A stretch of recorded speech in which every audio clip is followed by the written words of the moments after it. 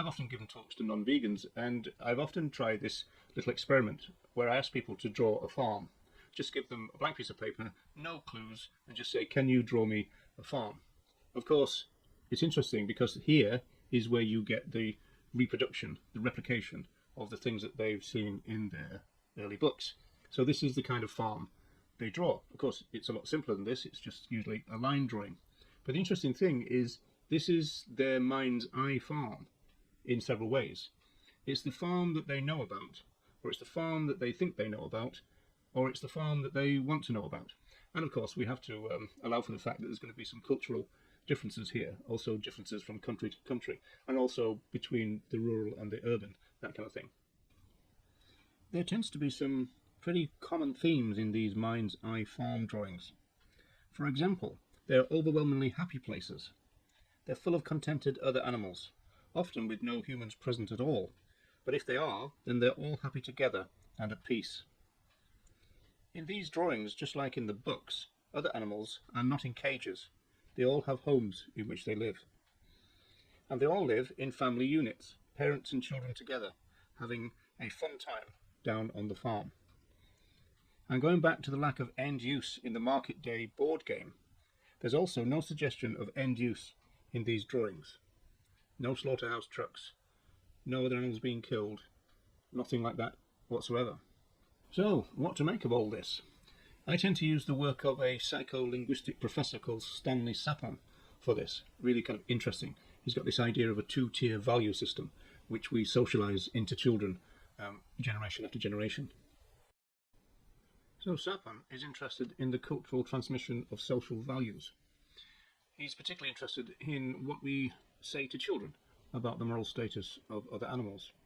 He looks at North America, and he says that children are taught, amongst other things, to be kind to other animals in this animal welfare tradition.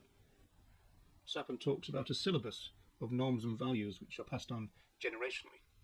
And a hint to his research question is seen at the bottom of this slide here: the psychological consequences for people whose eventual empirical reality bears little resemblance to what we are taught. Sapon argues that we present a fantasy land to our children when it comes to human relations with other animals. It's a land of goodness and mercy. Everyone is friends. And when he looked at the publications, as we've done, he finds the same thing. There's no kill lines there. There's no other animals chopped up to be eaten. This fantasy land is presented to our kids. And then we've got a problem, in a way, and this is Sapon's research question. Now, what indeed does happen when we get older?